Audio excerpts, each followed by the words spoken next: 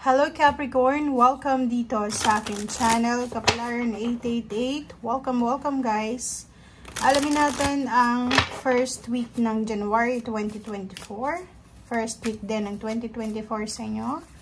Alamin natin kung ano yung blessings na pwedeng dumating sa inyo. Ano yung blessings na magsisimula ngayong first week ng January. So, January 1 to 7 Capricorn. Happy New Year sa inyong lahat. Alamin natin kung ano yung messages, kapalaran para sa inyo. Okay. Capricorn. Okay. A blessing on a battle that cannot be avoided.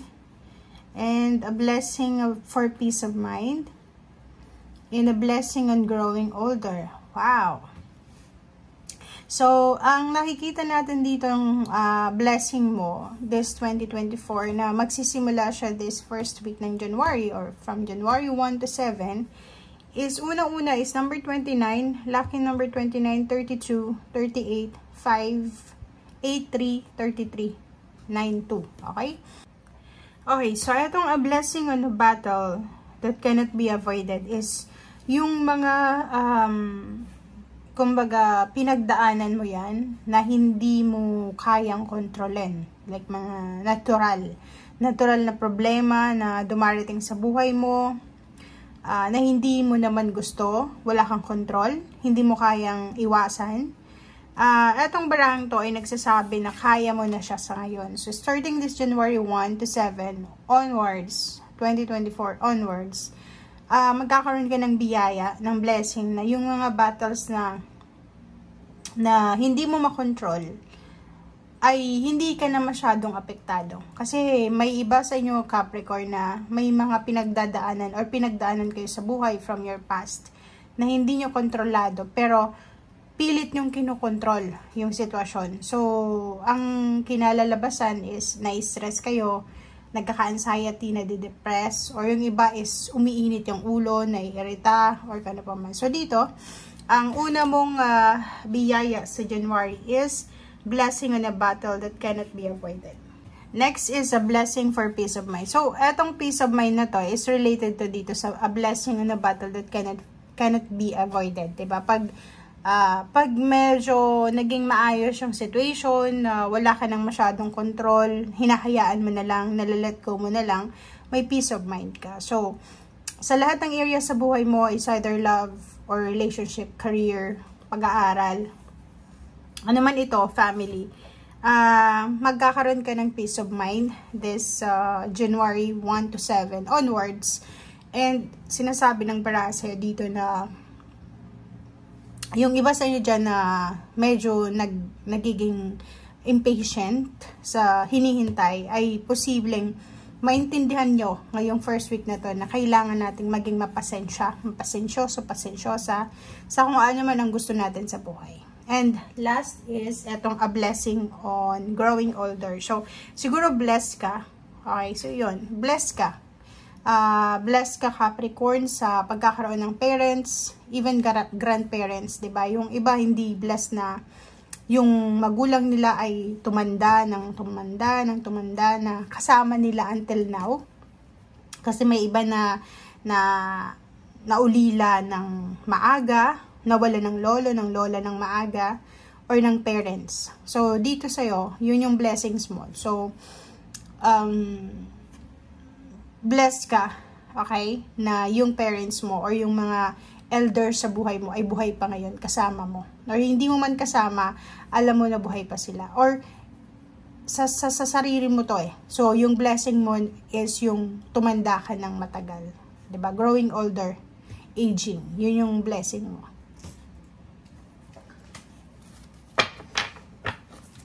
Okay.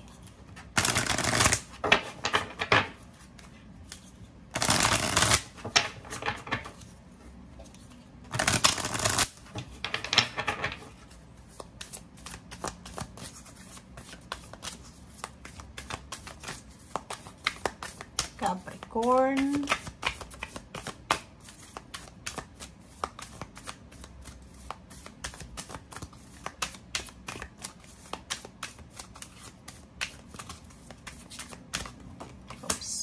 Okay.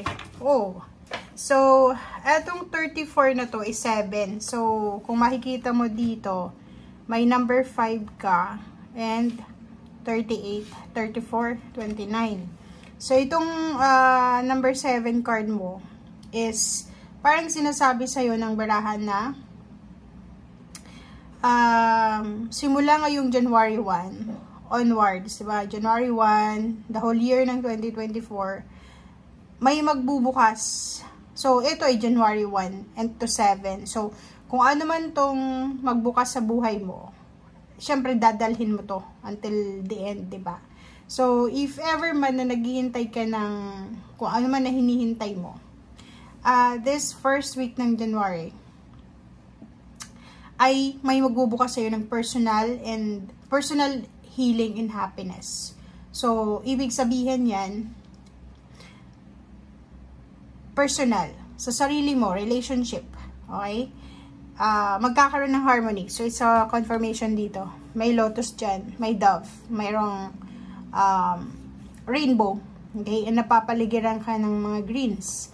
So, kung makikita mo dito, bukas na bukas siya. So, it's a gateway, diba? Passage, gateway siya, window, or pwedeng door siya ng happiness. So, kung makikita mo dito, relationship, pwedeng kung ano tong personal na meron ka ngayon, like relationship, family, friends, personal belongings, personal, kung ano man tong personal na kinukonsider mo, magkakaroon ng healing lang yan. Like yung family na nag-aaway-away, posibleng magkaroon ng reconciliation, renewal ng relationship, family na masyadong nakaranas ng hindi maganda for the year 2023 ay posibleng magkaroon ng kagalingan, physical health, and kaligayahan. And etong number 7 card mo na to, kung ano man itong mag-open sa'yo is yung wisdom, marami kang realization, marami ka din na natutunan for the year 2023. And yung intuition mo, yung instinct mo ay sobrang napaka-strong ng iyong intuition. And etong magbubukas na to sa'yo is a big shift siya, na pwedeng positive, big, enormous, napakalaki na pagbabago, shifting sa buhay mo, na pwedeng magdala sa'yo ng positibong impact sa buhay mo, sa buong buhay mo. So, parang etong barahang to is nagsasabi sa'yo na eto yung bridge or eto yung connection between yung mortal and the higher place. Diba? Parang ganun yung sa tao dito sa mundo and sa Panginoon. So, makikita mo dito, at parang etong sa labas na to na nakikita natin is nasa langit to or pwedeng nasa heaven. So, dito ka. So, kung ano man tong magbubukas sa'yo, it's a blessing from the heaven. Diba? So, yan. Okay. Capricorn.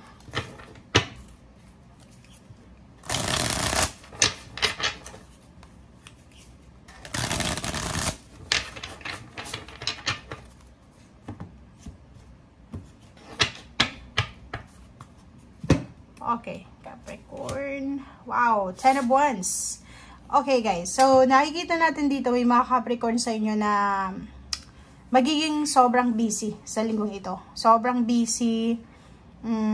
Siguro especially yung Capricorn na bago lang na kakapasok sa trabaho. First week niya ngayong linggong ito, or pwedeng ang linggong ito is promoted na siya, 'di ba? Tumaas yung posisyon, tumaas yung value niya, worth niya, parang gano'n. So, sobra if ever man na promote ka, if ever man na isa kang nanay, isa kang magulang, or kung ano man to, sobra yung obligations mo and duties and responsibilities this week. Busy ka, multitasking, 'di ba? So, hindi ka parang kulang ka sa pahinga dahil sa sobrang pagka-busy mo. Okay, 6 of Cups. Wow. So, ang 6 of Cups na to guys, sinasabi ng baraha sa'yo dito na may iba sa inyo Capricorn na pwedeng OFW to. Or pwedeng nakatira lang sa malayong lugar pero nasa Pilipinas, within Philippines. May rason kung bakit ka sobrang napakasipag, hardworking, hardworking, napaka masipag, napaka masinop, matatag, kasi gusto mong umuwi sa lugar kung saan ka galing. So, if ever man na nasa ibang lugar ka, yung motivation mo, yung purpose mo, kung bakit ka kailangan maging masipag is para makapiling yung pamilya mo na nasa malayo. Pangalawa, nakikita natin dito na maraming magbabalik sa'yo. Like, maraming ibabalik sa'yo ang universe. It's either relationship, career, or mindset, hobbies. Kaya, sobra-sobra yung gagawin mo dito na action. Kasi di ba maraming magbabalik sa buhay mo, madadagdagan yung obligations mo, yung duties mo, responsibilities, parang gano'n. So, yun yung nakikita natin. Okay, the Moon and King of Coins. So, kung makikita mo dito, Capricorn, isa sa positive na posibleng maramdaman mo, and kung may partner ka, or relationship, or kung wala kang relationship with your family, is yung positivity, di ba? Yung positive life. Medyo mawawalan ka ng interest doon sa negativity. Medyo mawawalan ka ng interest doon sa mga unrealistic goals mo. Kasi positive ka na di ba? Parang sinasabi mo na, alam ko na ngayon kung paano ako magtatagumpay. Parang kung yung dati na Capricorn, masyado silang naniniwala sa mga swerte, sa mga like loto, yung mga easy way ng winnings, ng money or kano pa man. And ngayon, parang marirealize mo na yung kailangan ko pala is double time, hard work, para makuha ko yung King of Pentacles. Para pala magtagumpay ako, para pala yumaman ako. Kailangan ko pala na i-double time yung oras ko. Kailangan ko palang pag-aralan ang bawat hakbang. Kailangan ko palang maging wise. Kailangan ko palang maging matipid. Kasi kung makikita mo yung baraha mo ngayon, yung Capricorn talaga, sobra siyang family-oriented. Una-una yun family-oriented. Pangalawa, sobrang focus siya sa ginagawa niya. Kung anong ginagawa niya, it's either nagtatrabaho siya, nag-aaral, or kung gusto niyang mag-travel, dun yung focus niya. Pero once na ang Capricorn is nagkaroon ng relationship na, for example, yung karelasyon niya ay walang focus. Focus lang, isa ngayon, maging masaya ngayon, walang pakialam sa bukas. Nadadala yung energy ng Capricorn. So parang, ang nakikita natin ditong ibabalik mo ngayong 2024 is yung confidence sa sarili mo na hindi ka aasa sa kung ano man ang ibibigay sa'yo ng partner mo, or hindi ka aasa sa kung ano man ang swerte. Kasi gagawin mo parang marirealize mo, ako yung swerte. Ako yung gagawin ng swerte sa buhay ka. Okay? And sa ilalim niya ay temperance. So yun, diba? Kailangan mo ng sobra-sobrang temperance. Kailangan mo ng pagtsatsaga. Kailangan natin ng pagpapasensya along the way, papunta doon sa positibong buhay. Okay? Thank you guys. Bye!